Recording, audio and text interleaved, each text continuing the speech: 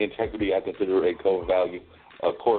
Also, I definitely am a strong believer in family because I have no immediate family of my own, meaning that there's no wife or kids or anything of that nature. I am very close to my mother and father, as well as to my nephews and my younger brother. So I have both that immediate family, because I'm also close to my aunts and cousins and things of that nature, but also and your radio family, Mark. I mean, we're family too now.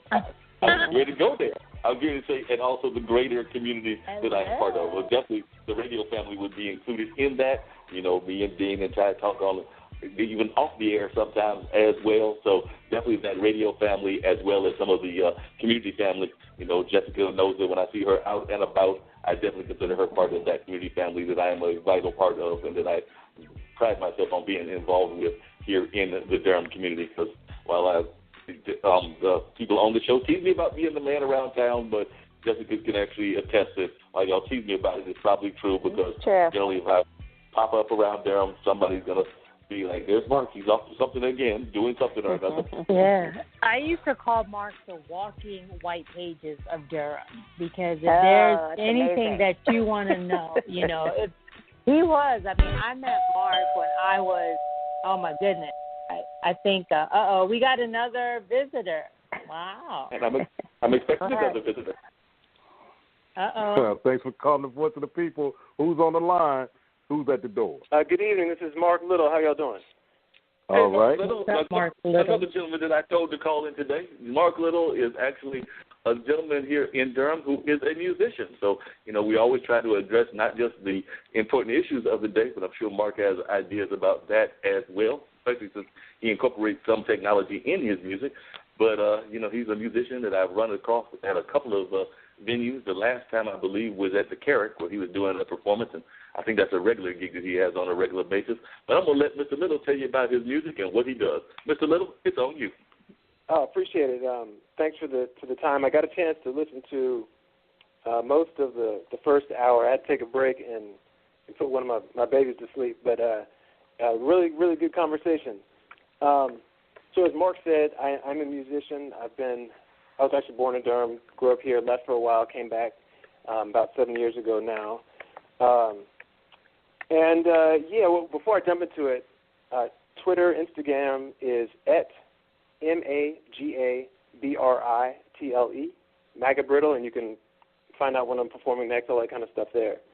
But yeah, you know, I usually when you talk to musicians, you ask, you know, what kind of music they perform, what kind of music they play, and I've never been able to really answer that question. So I may flip it back to Mark a little later, ask him how he would describe it. But I perform music with technology, sequencers. I sing, play piano. I also compose music for my sister, who's a choreographer. So I do, and that music tends to be kind of off the wall, crazy stuff. But I try to make music that's thoughtful, thought-provoking, and different. So I don't know, Mark, how would you describe what you heard the other night when you came by? When I heard it, it was very interesting. I mean, it definitely had a little bit of a jazzy feel to it, and I could definitely pick up that you probably at some point in your life might have been influenced by jazz and R&B. Like you said, you definitely were addressing some issues and everything. You actually have a song that when you first announced it, I'm sitting there going like, wait a minute, is he going to do a cover of Beyonce's Lemonade? Because you have a song that's literally about lemonade, right? But it's not like the sense of what Beyonce's song was about. Your song is actually about the drink, lemonade. So it actually threw me off, but it was actually a very interesting song, and it expressed your love for that particular drink. So I really could argue with that because folks will tell you I'm probably a little bit too much of a lover of iced tea, and of course sometimes that means an Arnold Palmer, which is an iced tea mixed with lemonade. I was able to relate to that particular song, and then you also had some songs that dealt with relationships and songs that dealt with just life in general. So I definitely was impressed by some of your sounds and what you were about, and I like the way that you incorporated the electronics and the technology into your music. You know, not a lot of folks do that. We've been talking, like, as you know, to Jessica, who's definitely all about the coding and the computer world and things of that nature, and I definitely can see where you have incorporated some of the computer aspect of what you know into your music. So I would call it a hodgepodge of sounds. You know, it's definitely, I don't know that I would necessarily fall it into one category because, like I said, I can see your jazz influences. I can definitely see some of your R&B influences.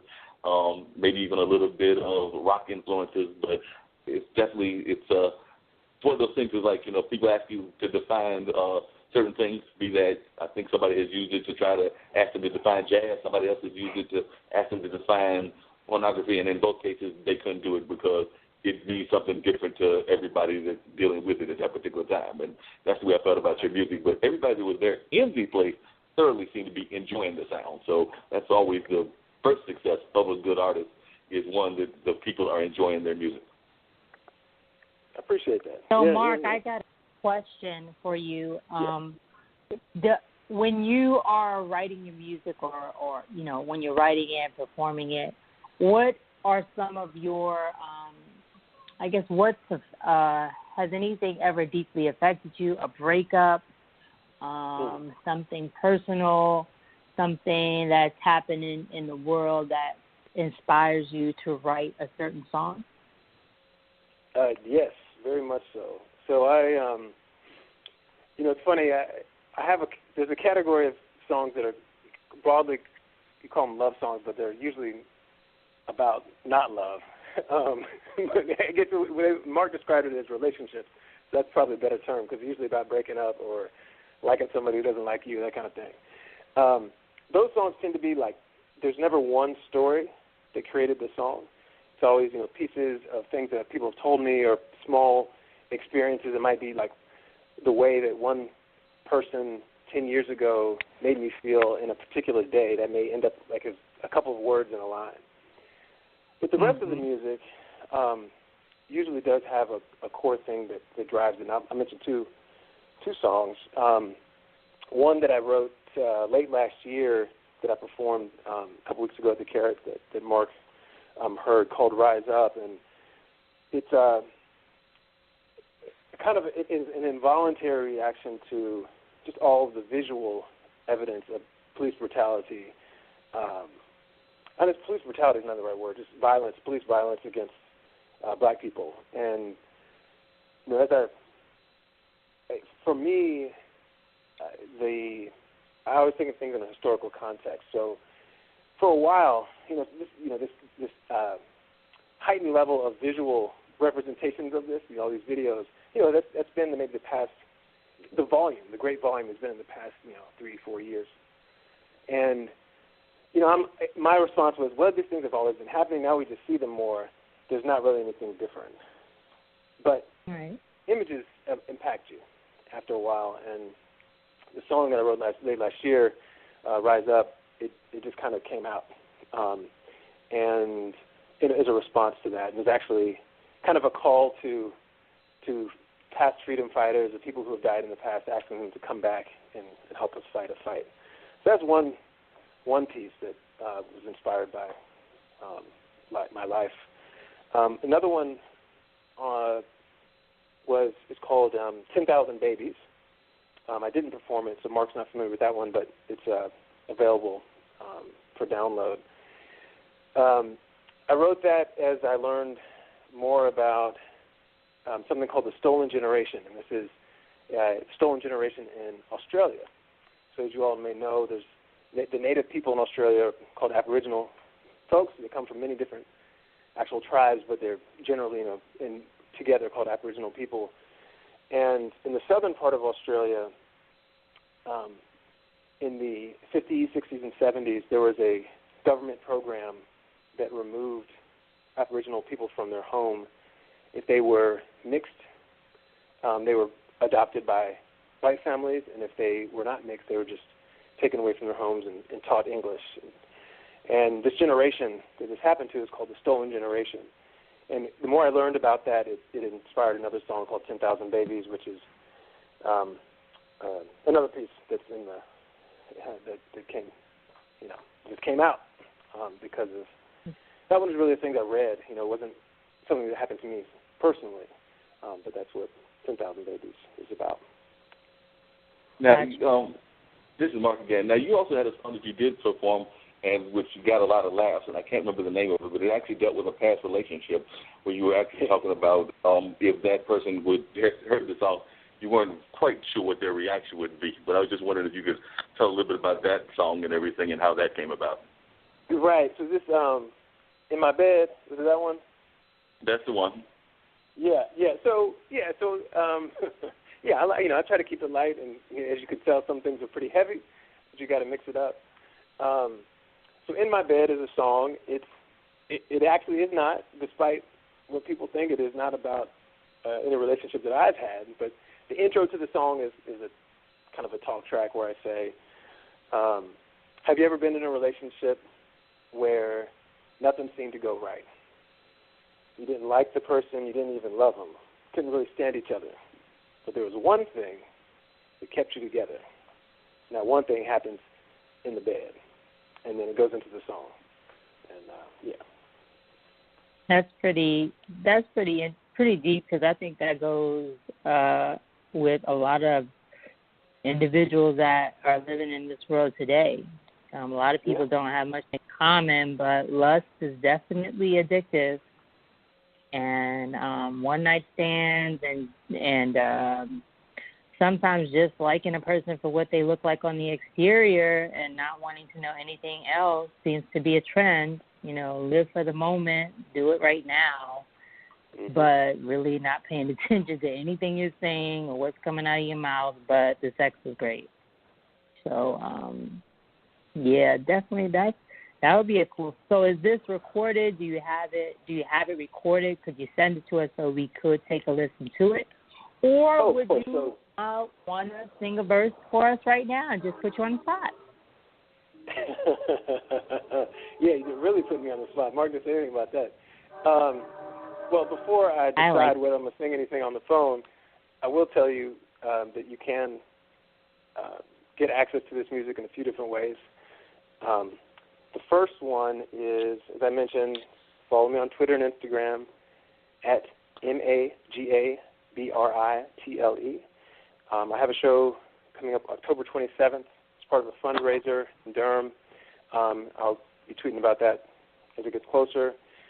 Also have a Bandcamp website. This is a website that has albums on it. It has all the albums, so it has some that are very out there because they're for choreography, for dance, and it has albums that have some of the songs we talked about today, 10,000 Babies, In My Bed, on there. And you can find it if you go to my Twitter site. It's there. But that's where you can download music. And, and hopefully if you could get those links on y'all's social media as well, and people can find the music that way. Awesome. What I will do is, actually, you know what I can do? Let me see here. Y'all really serious about me singing here.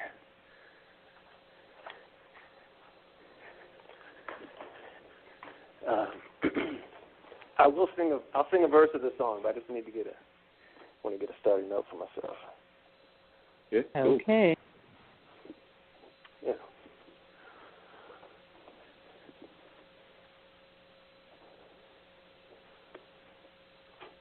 So how was the?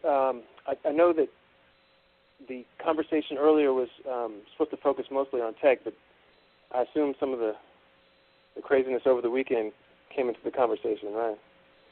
Oh, definitely. We definitely mentioned Charlottesville and some of what was going on in Charlottesville, as well as some of that craziness is what you're referring to. And definitely I'd be interested in hearing what your thoughts on that are as well, since, as you just said, you are a performer that definitely is not afraid to touch on issues in your performances. Some people are a little bit more shy about dealing with issues, but as I noticed at your performance, you're not afraid to tackle issues even in your song lyrics. Right. I have to say, after the election, I was generally, on one level surprised at the outcome. But there was a part of me that was, I don't know, what's the emotion when it's, I told you so? However you can capture that. I know most of you have some. I guess you all are maybe in different places, but if you're from the South and you grew up in the South, you know how things are, whether or not they sing that way. In the South, it's